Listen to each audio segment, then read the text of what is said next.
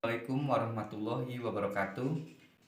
Nama saya Arianto, NPM 2021-22136. Saya mahasiswa S1 Keperawatan Reguler B. Di sini saya akan menjelaskan sistem anatomi perkemihan. Di sini saya akan menjelaskan pengertian sistem perkemihan.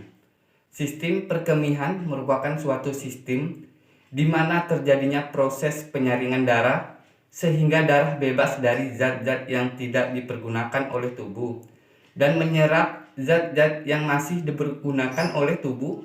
Zat-zat yang tidak dipergunakan lagi oleh tubuh larut dalam air dan dikeluarkan berupa urin atau air kemih. Di sini saya akan menjelaskan anatomi sistem perkemihan. Organ yang pertama yaitu ginjal.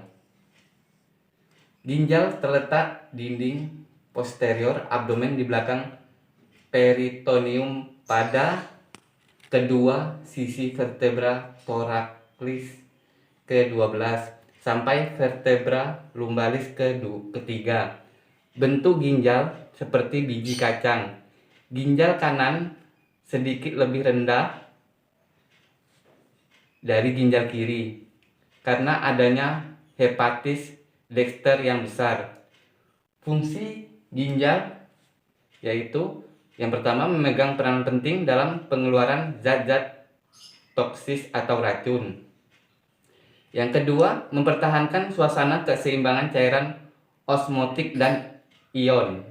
Yang ketiga yaitu mempertahankan keseimbangan kadar asam dan basa dari cairan tubuh.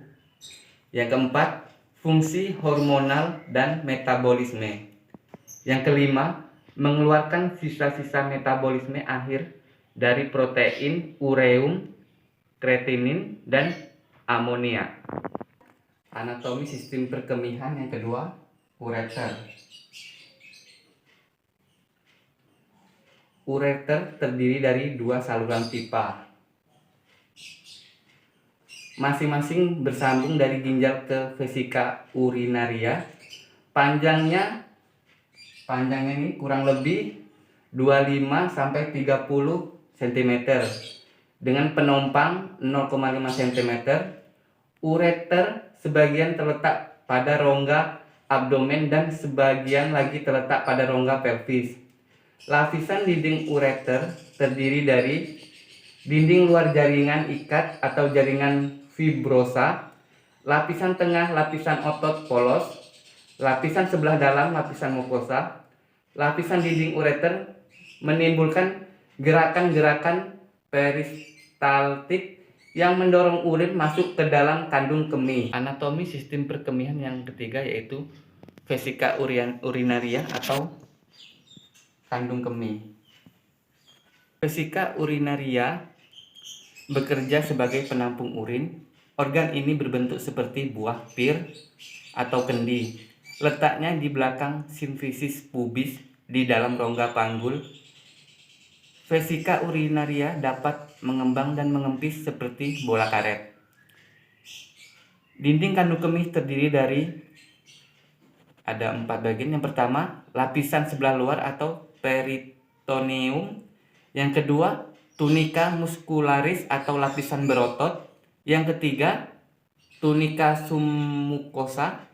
Yang keempat, lapisan mukosa atau lapisan bagian dalam. Anatomi sistem perkemihan yang keempat yaitu uretra.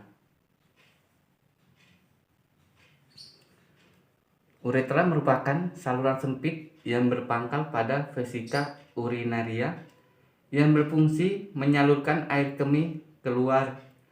Pada laki-laki panjangnya kira-kira 13,7 sampai 16,2 cm. Terdiri dari yang pertama uretra pars prostatica. Yang kedua uretra pars membranosa atau terdapat sipter atau uretra eksterna. Yang ketiga uretra pars spongiosa. Pada wanita panjangnya kira-kira 3,7 sampai 6,2 cm. Taylor 3 sampai 5 cm. Lewis sphincter uretra terletak di sebelah atas vagina. atau antara klitoris dan vagina, dan uretra di sini hanya sebagai saluran ekskresi. Yang terakhir, air kemih atau urin. Sifat fisis air kemih terdiri dari jumlah ekskresi dalam 24 jam kurang lebih 1500 cc tergantung dari pemasukan atau intake cairan dan faktor lainnya. Warna biasanya bening, kuning muda, dan bila dibiarkan akan menjadi keruh. Warna kuning tergantung dari kepekatan diet, obat-obatan, dan sebagainya. Bau khas air kemih bila dibiarkan lama akan berbau amonia. Berat jenis kurang lebih 1,015 sampai 1,020. Reaksi asam bila lama-lama menjadi alkalis atau juga tergantung daripada diet sayur menyebabkan reaksi alkalis dan protein member reaksi asam. Fisiologi sistem perkemihan. Pada saat vesika urinaria tidak dapat lagi menampung urin tanpa meningkatkan tekanannya, atau biasanya pada saat volume urin kira-kira 300 ml, maka reseptor pada dinding vesika urinaria akan memulai kontraksi musculus detusor. Pada bayi berkemih terjadi secara involunter dan dengan segera. Pada organ dewasa, keinginan berkemih dapat ditunda sampai ia menemukan waktu dan tempat yang cocok. Walaupun demikian, bila rangsangan sensoris ditunda terlalu lama, maka akan memberikan rasa sakit. Baiklah, kita akan masuk ke tahap-tahap pembentukan urin. Yang pertama yaitu proses filtrasi. Filtrasi ini terjadi di glomerulus, atau proses ini terjadi karena permukaan aferen lebih besar dari permukaan aferen, maka terjadi penyerapan darah, sedangkan sebagian yang tersaring adalah bagian cairan darah kecuali protein. Cairan yang tersaring ditampung oleh sampai berwarna yang terdiri dari glukosa atau air sodium, klorida, sulfat, bikarbonat, dan lain-lain, diteruskan ke seluruh ginjal. Di sini kita masuk ke tahap yang kedua, yaitu tahap proses reabsorpsi, yaitu di sini ada Na+ sama H2O. Di sini terjadinya penyerapan kembali sebagian besar dari glukosa, sodium, klorida, fosfat, dan beberapa ion karbonat. Prosesnya terjadi secara pasif yang dikenal dengan obligator reabsorpsi terjadi pada tubulus atas. Sedangkan pada tubulus ginjal bagian bawah terjadi kembali penyerapan dan sodium dan ion karbonat. Bila diperlukan akan diserap kembali ke dalam tubulus bagian bawah.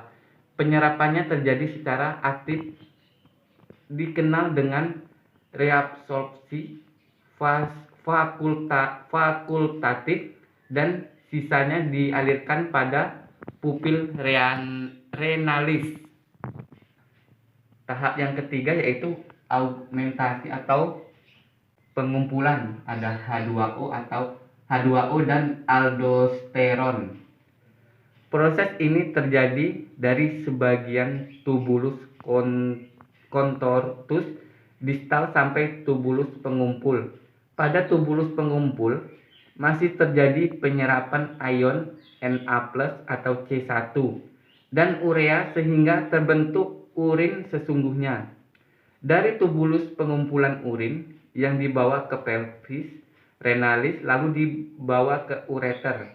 Dari ureter, urin dialirkan menuju vesika urinaria atau kandung kemih yang merupakan tempat penyimpanan urin sementara. Ketika kandung kemih sudah penuh, urin dikeluarkan dari tubuh melalui uretra. Urin yang keluar dari kandung kemih mempunyai komposisi utama sama dengan cairan yang keluar dari ductus colligentes. Tidak ada perubahan yang berarti pada komposisi urin tersebut sejak mengalir melalui calyx renalis dan ureter sampai kandung kemih. Demikian penjelasan dari saya, anatomi sistem perkemihan.